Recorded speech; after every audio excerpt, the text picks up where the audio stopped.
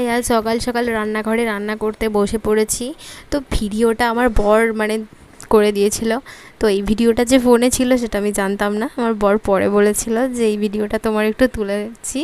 তো আমি বললাম ঠিক আছে, এটাও তোমাদের সাথে শেয়ারই করা যাবে। তো দেখো, তারপরে চিচিঙে আর পোস্ত রান্না করব আর ডাল করব, কারণ আজকে মাছ নিয়ে নিই, কারণ মাছ আসেনি। আমাদের পাড়ার মধ্যে বাড়ি, তো বাজারটা অনেকটাই ডিস্টেন্স, তো তার জন্য যাইনি আজকে বাজারে। তো তারপরে রান্না টান্না সেরে নিয়ে মেয়ের জন্য রান্না করছি, মানে সেরেলাক বানাবো। তোমরা দেখে বুঝতেই পারছো কী কী মানে উপকরণ নিয়েছি। এই ভিডিওটা যদি তোমরা দেখতে চাও তাহলে অন্য ভিডিওয়ে শেয়ার করব।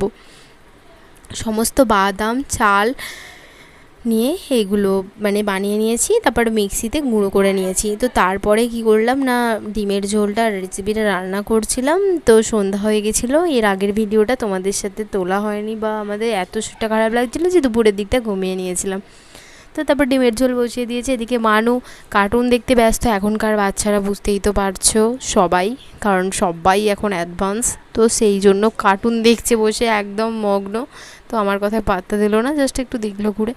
তারপরে আমাদের ডিমের ঝোলের কালিয়া রেডি হয়ে গেছে। ডিমের ঝোলের কালিয়া দিয়ে আর রুটি দিয়ে আমার বরকে পরিবেশন করলাম। তো ভিডিওটা যদি আজকে একটু ভালো লেগে থাকে তাহলে অবশ্যই লাইক করো, আর চ্যানেলে যদি নতুন হয়ে থাকো তাহলে সাবস্ক্রাইব করো। আর নেক্সট ভিডিও তোমাদের সাথে দেখা হচ্ছে। টাটা।